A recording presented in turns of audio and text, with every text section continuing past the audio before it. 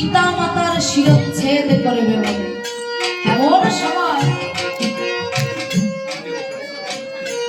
এমন সময় অন্তঃপুর থেকে মন্দোদরী ইন্দ্রজিতের মৃত্যু সংবাদ শুনতে পেয়েছে।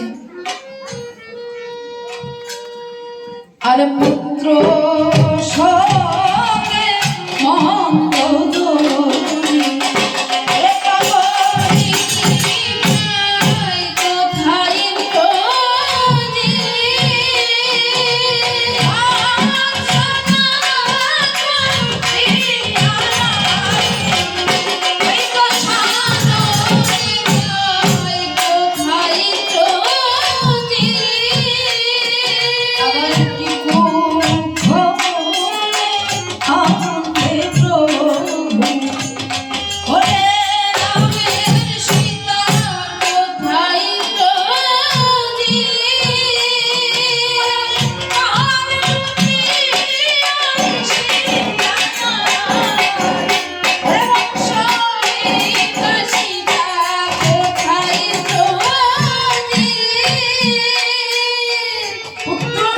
মন্দোদরী পাগলিনীর মতো ছুটে এসে রাবণের চরণ দুটি জড়িয়ে ধরেছে।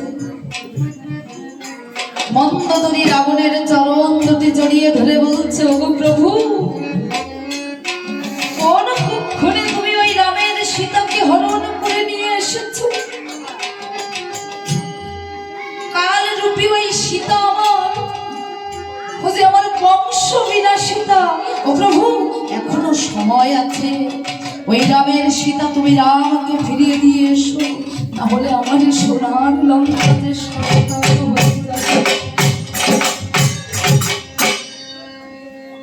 রাবণ রাজা ক্রুদ্ধ হয়ে বলছে, ওরে বুদ্ধিহীনা নারী, ওরে বুদ্ধিহীনা নারী, তুমি কি ভুলে গেছো?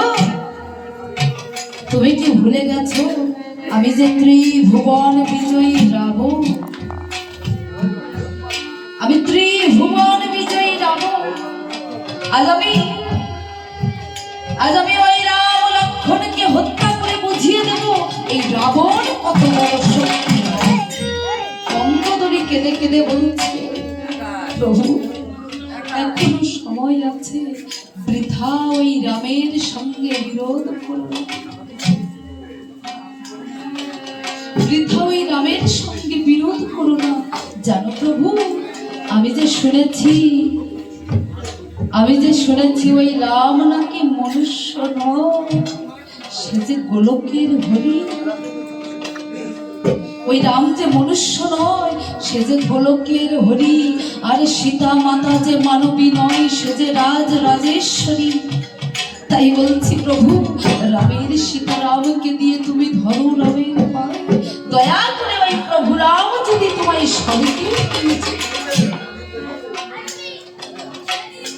রাবণ রাজা অপলক দৃষ্টিতে তাকিয়ে আছে ওই মন্দোদরীর দিকে,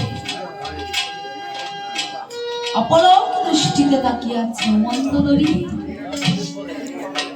মন্দোদরী, এ তুমি কি বলছো মন্দোদরী? বলে, হ্যাঁ প্রভু, ওই রাম যে গোলকের হরি, আর সীতা মাতা যে রাজরাজেশ্বরী। রাবণ বলছে, ও মন্দোদরী,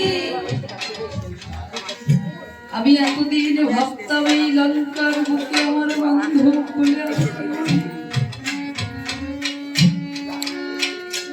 কিন্তু আজ বুঝলাম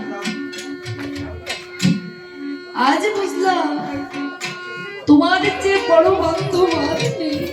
ও মন্দোদরী, ওই রাম যে গোলকের হরি, আর সীতা মাতা যে রাজরাজেশ্বরী, যে আমার যে ভগবান কেউ জানে না।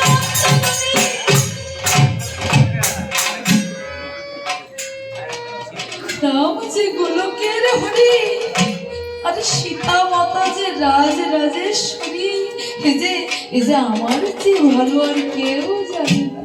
ও প্রভু, তুমি যখন সবই জানো, তাহলে কেন বৃথা ওই দয়াময়ের সঙ্গে বিরোধ